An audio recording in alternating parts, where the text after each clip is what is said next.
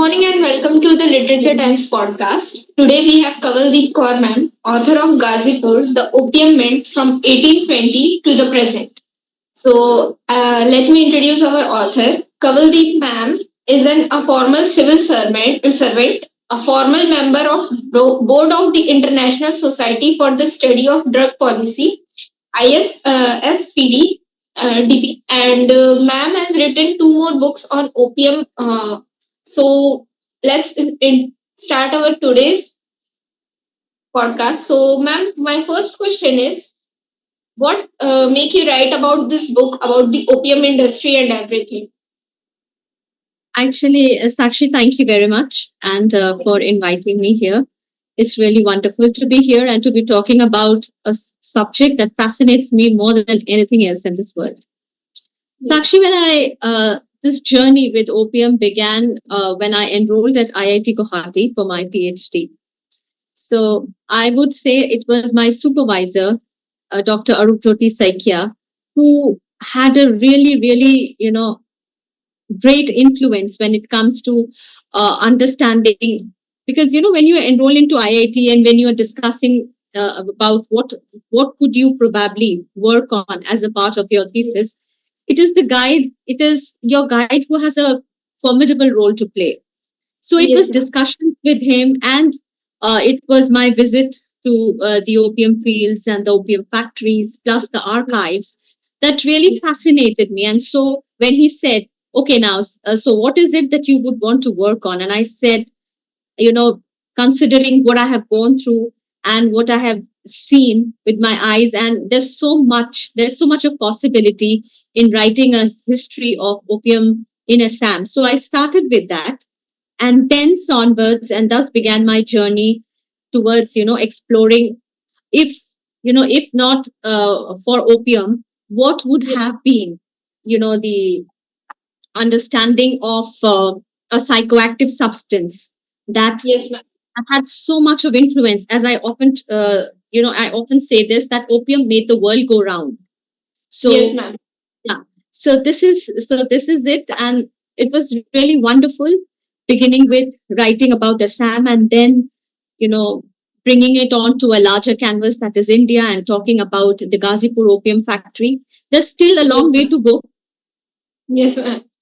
So, like you mentioned that you have visited the factories and everything, I want to know what was your personal experience exploring those Oh, places?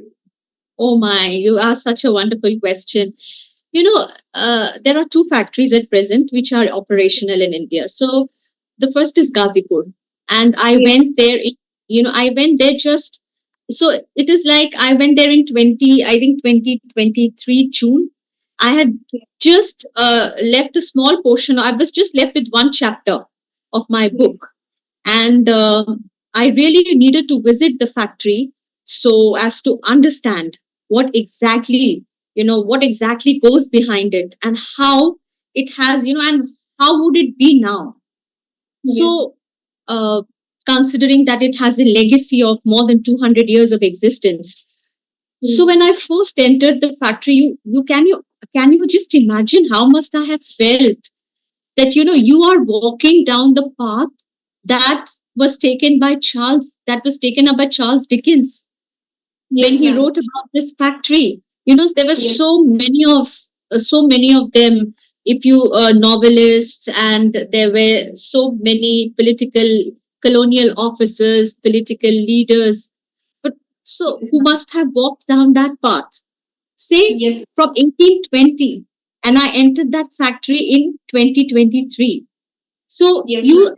I saw, there were still some buildings, crumbled buildings of the colonial times, Yes. along with structures that have recently come up after 1947, and more Yes. recently also, since construction and since improvisations, and more buildings and more facilities have been coming up, but they have retained many of Yes. those structures which Yes. were built during the colonial times. So I Yes. saw the past and the present, deftly glide into each other. Yes, So ma'am. मेरे सामने दो चीजें थी, the past and the present, just Yes, ma'am. together. So you can understand how excited and overwhelmed I was. I was literally in tears. Yes, ma'am. That's amazing. And you have also written two more books about the opium. So I Yeah. want you to give a brief about them. Yes, the first was my thesis that was published into a book, and where I had written, as I mentioned earlier, also that it was on opium, the opium problem in Assam, and that also had started from the colonial and gone down post-colonial period, that is up to 1950, Yes. independent India. And then the second one was opium consumption and experience in India. That also I have stretched from right from the ancient times, when Yes. beginning with the Neolithic age. Yes, So ma'am. it is, yeah, so it is pre-colonial. So you can understand how big a time frame it is, from those times right to contemporary times, when today we are discussing about decriminalization of drug use and cannabis use. So there are a lot of things that have changed, a lot of things that have happened. So and then again, I had this book on the Ghazipur Opium Factory. So I've just Yes. very just a couple of weeks back, I visited another opium factory that we have in Nimach, that is in Madhya Pradesh. Yes. That came around in 1936. That also has a colonial origin, and that is still Yes. that is also functional today, but it's a very modern factory as compared to the Ghazipur opium factory. So I have two more books coming up, and they are on the poppy farmers. So I visited the poppy fields also, where I had a direct Yes. interaction with the farmers, so and how they grow poppy, and I had the opportunity also to to take a pod of opium and to slash it and notice the juice of the poppy coming out. So you can imagine how much that happened. It was awesome, it was wonderful. So that is Yes, on ma'am. the poppy farmers of India. And another is again from a historical perspective, where I'm talking about the politics of opium eradication in the native states. So the Yes, ma'am. native states were the states of Rajputana and Malwa region, that is states of Rajasthan and Madhya Pradesh. So those were not directly under the British. So they were not under the British could not occupy them. So they were left to grow their own opium, and they were subject to certain rules and regulations and strict enforce and very strict rules, very punitive actions were taken as regards opium. So I'm exploring that. So that is also going to be interesting, I guess. Yes, ma'am. It definitely will be interesting. So, like, the British were interested in the opium. So, I want to know how they get to know about the opium and the history of opium with the Britishers. Okay, so in India has had a long history of cultivation of opium. So much Yes, before ma'am. the Britishers came in, we had Yes.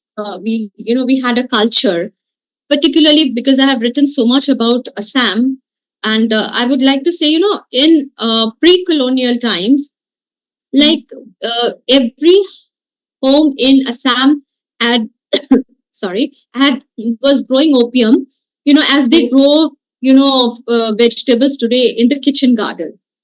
Yes. So opium grew like that. And even in fields of the northern region along the Ganga River, that is covering today's Bihar and Uttar Pradesh. So Yes. opium grew there almost like any other crop or any other vegetable that you would grow at home. And people, whenever they had a fever and whenever they would have diarrhea, so it was particularly useful in treating ailments like fever and diarrhea. So at that time, you didn't Yes. have doctors, you didn't have allopathic medications. So what they Yes. would do is that, since they were growing in the kitchen garden, they would just pluck it whenever they had a problem like fever, diarrhea, or any other, body aches, toothache, Body. or headache, whatever. And they were different, each and every region, they had their different ways. Like in Assam, what they would do is they used to pluck it up, and then they would dip it into the water. Okay, and then they would drink the juice that came out of it. And then there was another way, the people in Punjab, they used to prepare they similarly they also used to dip it into the water. They used to then also they had different ways of making using the juice of the opium. There were different ways they would consume it. Like in Rajasthan, they had an elaborate ceremony. So Yes, ma'am. that is whenever a guest used to visit the house, so it was customary to offer opium to them. Yes, So it was, and yes, and whenever there was some kind of reconciliation or marriage, it was very customary. So any important ceremony, social ceremony, particularly in Rajasthan, would be yes, incomplete without the offering of opium. So yes, so it was like it was as important, like as today, whenever there is a guest at home, we offer them tea or coffee. So at yes, that particular point of time, pre-colonial, and for most part of colonial India also, this custom was prevalent until the British decided, they found that they could have a huge market, but not with everyone growing it. So with yes, everyone growing opium in, as in their kitchen gardens, would be very disastrous for the British. So the first British. and foremost thing they did after they took over from the Mughals, but the Mughals created a monopoly because they also, they were getting a lot of revenue. So the Yes, Britishers, it is said that they learned that how opium would make a very good source of revenue, a very profitable source of revenue from the yes, Mughals.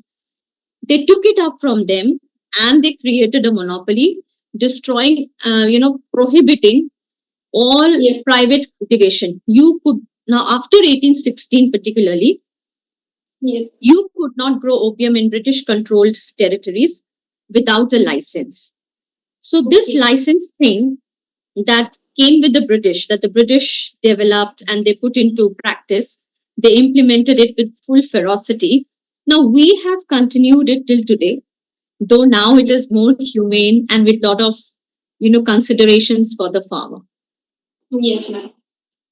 And ma'am, your background works included in different drugs research also. I want to know why did you choose only opium, not any other addictions or drugs? No, I just began with opium, but Yes, as a yeah, but now more recently, I have been, since I'm also associated with the Institute for Narcotic Studies and Analysis, yes, and we are coming up with the first of its kind research center in India, which is yes, the Center for Drug and Addictions Research, that is coming yes. up in Dehradun now. So Okay. a lot of the thing with opium is a lot of problems came up when see when when opium, it Yes, transitioned from natural, that is field based, to factory based. So when I factory say base. synthetic opium, so it will mean Yes, it would mean heroin, it would yes, mean ma'am. many other opium based medications, Yes, prescription drugs that are being misused today. yes, ma'am. So yes, so likewise now, so it is very natural that I have now transitioned into looking into a lot of things which can be said to have been a derivative of opium, like you have heroin, like you have, Yes, as I mentioned, opium based analgesics. So right now my field of study is on, basically, on illicit drug trafficking yes, strategy, disruption strategies that are implemented by the enforcement agencies. So, it is a, as I said, it is a huge, huge canvas. There are so many things when you talk about drug abuse prevention. It's yes, in fact drugs, because it has so many dimensions and there are so many things that you can touch upon. But yes, what fascinates me is still opium, and it's still very, very relevant. yes, ma'am. That's so. Opium started as a medicine and now turned as a drugs. So I want to know, is opium is beneficial for us or is it just drugs now? No, no. Yes, as I mentioned, you know, in pre-colonial times, when you had no dispirin and you didn't have crocin and you didn't have Yes. any other medications. So since I have read, the pre-colonial texts, the Ayurvedic and other medicinal texts that were available at that time. Yes. So there were some texts that have mentioned in detail about the various uses of opium. So there's a Yes. Chinese text and there's an Iranian text which describe them and which mention that opium could treat as many as 100 ailments. So they said there is no ailment which opium could not prevent at that point of time when modern medicine, when there was nothing like modern medicine. Yes, So ma'am. yes, yeah. So then around, you see, towards the mid 19th century, you Yes. have the German chemists. They started, uh, separating the alkaloids from opium. Morphine was discovered. You see, Wow. morphine is the most uh, powerful, the world's most powerful painkiller that is still today administered to cancer patients. Yes, ma'am. So, yeah, so it is such important, you see. And when you talk about, definitely, we had a culture. We cannot deny that we didn't have a culture of opium consumption and experience. Yes. Of course, when there were people, you see, you take a now what is happening is you take a drug for a headache, say, or you cannot sleep at night, you have insomnia, so you are Yes. used to those sleep based medications. You take it Yes. once and the doctor tells you, no, please don't take it for more than, say, 2 weeks at a stretch or 1 month as a stretch. Yes. But I do not heed to the doctor's advice, and what I do is I start taking it whenever I feel I cannot sleep. So that Yes, ma'am. is your entry into addiction. So you see, it was like that. So some Yes. people were prescribed opium for fever, diarrhea, or for ailments, or some body aches and headaches and whatever they had. Yes. Some people did not restrict themselves to medicinal use, and they continued using it beyond the time that they were prescribed that use. So then it became addiction. But there were people who were using it, who were drinking it, who were using it, who were just taking it like, like you would take your, a soft or some kind of a mouth freshener Yes, after ma'am. your meal. So there were people who used it like that. They were very fit and fine, and they continued with their daily work, showing no symptoms of showing no symptoms of abuse or not Yes. developing into an addiction of that kind. That's really insightful, ma'am. And I want to know what you want the readers to take away from all of your books regarding the opium. Yes, the most important takeaway I would really want our I would really want people, particularly us in India, to know about. We are talking so much. We talk so much about knowing a culture. So I think my books talk very much about an important part of that culture. There Yes. has been no culture ever known to man as of now, except the Eskimos. They say, who do not Yes. have who do not have some kind of psychoactive use as part of their cultural and social and ceremonial use. We in India, almost every region, almost every community has had their own drug of choice. Yes. Okay, so and opium has had a very vital role to play in our culture, in our social, and in also in a social and religious life, and also economically. It was very, Yes. very important at a certain point of time. Even now, Yes. if you see, a lot of thing that comes out of opium, all the pain-based opioid medications, medications medications that are used in cancer, pain relief, and in palliative care are all derived from opium. Okay, but Yes. now we are so much talking about opium. The moment you say opium, they say, oh. drug abuse or addiction, right? Yes, ma'am. We don't talk about, about the the rich heritage, the legacy that we have. It was not Yes, just, a drug of abuse. It is yes, not ma'am. just about heroin. It's also about a culture that we have, and we have to Yes, have an understanding of the role that it played in our life once upon a time, still continues to do so. yes. So I think I have also read it in your book. It is mentioned in something in World War II, the use of opium.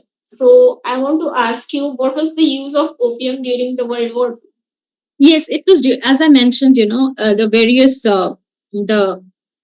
various alkaloids of opium which are used for which are used for pain relief. Yes, ma'am. Okay, so it was in great demand during the war, which was given to the soldiers. Yeah, Yes, so a lot of alkaloids of opium, particularly morphine, papaverine, so they were in great demand at that point of time. Now, it was at that point of time, around 1939-42, I guess, that initially Ghazipur was only manufacturing crude opium, that is yes, raw opium. Yeah, so the yes, sticky substance that comes out, it's black in color, and it's like a chewing gum, black chewing in gum. color. Yes, So they used to manufacture only that, but then the Britishers, because at that particular point of time there were these, uh, most of the countries, you see, there were yes, two different camps during the war. So British realized that it was facing a huge shortage because there were many other countries. Because of the war, they had stopped production and manufacturing of opium. So then they turned yes, towards India. So to increase the production of opium, and also, India supplied a lot of opium to other countries during the war. So then they yes, came up with the alkaloid manufacturing unit in Ghazipur, and yes, also simultaneously in Nimach, so that the world demand for morphine, another the pain relieving substance, could be met due to yes, these war and conflict conditions. So a lot of experiments and a lot of detailed discussions went on as to how the quality of the morphine could be increased, and how the production could be increased, not just the production, but as I mentioned, the quality, and could be increased so that it could it could serve the best interests of the countries which were at war at that time. yes. It's really insightful, ma'am. So, is there anything that you want to mention in the interview that I might have missed? Not really anything. I think I would just request through your medium, I would just request all to have to at least, maybe not my book, but to Yes, just you know discover what yes, when you, because you see, everybody's talking about a war on drugs and so on, and it all began with opium. We had the opium wars in China, and yes, most of the anti-drug and anti-narcotics crusade that we have today is in a way a legacy of all that has come down since the opium wars in China. yes, So I would like, through your medium, that people should not only know about the wars, but also know that opium, is a very, very poppy, particularly opium poppy. The flower, opium it's pop. very, very, yeah, it's a very, very beautiful. Yes, If you get an opportunity, just go and visit the opium fields. You have a glimpse of that flower, and you would, I bet you would, you cannot escape the beauty. You will be amazed, and you would definitely fall in love with it. yes, ma'am. I've seen some pictures of opium poppy flowers, and they're really amazing. The color is vibrant and so beautiful. Yeah, in India we have the white colored poppies, but Yes, in Madhya Pradesh, at one point of time, I am told that they had red color. So yes, ma'am. they're purple colored poppies. So they were, Yes, ma'am. but I just recently had an opportunity to hold a poppy flower in my hand, and it was amazing. It's very, very beautiful. Yes, ma'am. So something beautiful is really helpful for our history and Yes, everything. yes, Yes. that's true. Thank you so much, ma'am, for giving me an opportunity to interview you on this amazing book. And I really hope that I get to interview for future also. Yes, thank you so much, Sakshi. This is also an honor to be talking to you about something, as I told you, I'm really so fascinated with. Thank you for this Yes. opportunity. Thank you, Sakshi.